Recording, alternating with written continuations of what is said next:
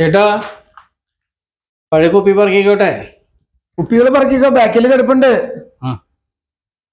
നീ എവിടെയായിരുന്നു? ഒരു മാസത്തിലും കൂടുതലല്ലേ ഈ വഴിക്ക് വന്നിട്ട്? വയ്യാണ്ട് കിടപ്പായിരുന്നു, സർക്കാർ ഹോസ്പിറ്റലായിരുന്നേ, ഇപ്പൊ വന്നോളൂ. നീ വന്നെന്നുണ്ടെങ്കിൽ ഈ വളപ്പിൽ ഈ വേസ്റ്റ് ഉണ്ടാവില്ലായിരുന്നു. ബാക്കിൽ നിന്ന് പറക്കിക്കോട്ടാ. ശരി ശരി.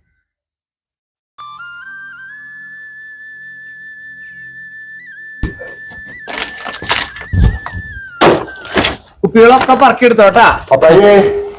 ആരടാവോ? ഇപ്പൊ വരാം.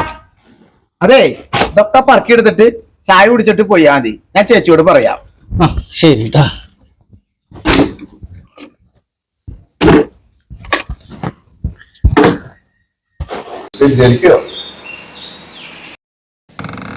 ആരണാവോ? ആ, സുഗതനാ. എന്താണാവോ പതിവില്ലാണ്ട്? കേറി വാ.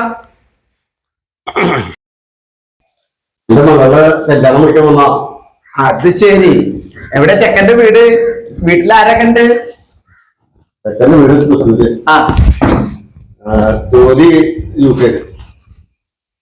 നല്ല കുടുംബമാണ്. അച്ഛനമ്മയും ഒരു പെങ്ങളും. അപ്പൊ ചുരുക്കത്തിൽ പറഞ്ഞാൽ നിന്റെ സ്റ്റാറ്റസിനൊത്തൊരു കുടുംബം. അതേ മത്തായി, ഞങ്ങളത്ര മോശക്കാരൊന്നല്ല. എടാ അഭി, നീ ചായ കുടിച്ചാ? അയ്യോ അഭി വന്നേ. ആരെ ഇരിക്കണേന്ന് നോക്കിയേ. അയ്യോ ഈ ദാസ്യം പിടിയും വന്നോ എന്നെ നാണക്കെടുത്തേ. മത്തായി, ഞാൻ പോവാ. കല്യാണത്തിന് വന്നോ? നീ അവിടെ ഇരിക്കുക സുഗത.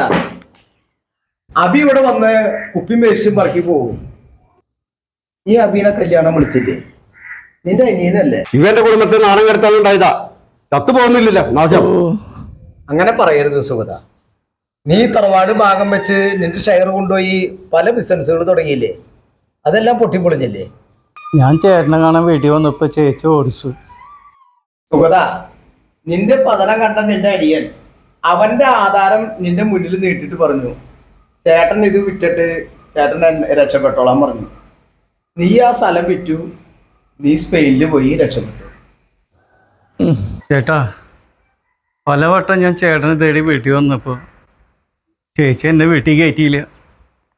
ഞാൻ എൻ്റെ ആധാരം ചോദിച്ച് വന്നതല്ല, എനിക്ക് എൻ്റെ ചേട്ടനെ കൊതി തീരവോളം കാണാൻ വേണ്ടി വന്നതാ. ചേട്ടൻ്റെ മോള് അല്ല, നമ്മുടെ മോള് ശ്രീകുട്ടിയുടെ കല്യാണം എന്ന് പറഞ്ഞു കേട്ടു. ചേട്ടാ, ഞാൻ അവിടേക്ക് വരില്ലേ ചേട്ടാ? ശ്രീകുട്ടിയുടെ കല്യാണത്തിൻ്റെ ഒരു പിടിച്ചോറ് കാക്കയ്ക്ക് ബലി കൊടുക്കണ പോലെ ചോറ് അതിലും വെച്ച് തന്നാ ഞാനത് വന്നെടുത്തോളൂ. ചേട്ടാ, ശ്രീകുട്ടിനെ ഞാൻ ഈ തോളിലിട്ട് വളർത്തിയല്ല ചേട്ടാ.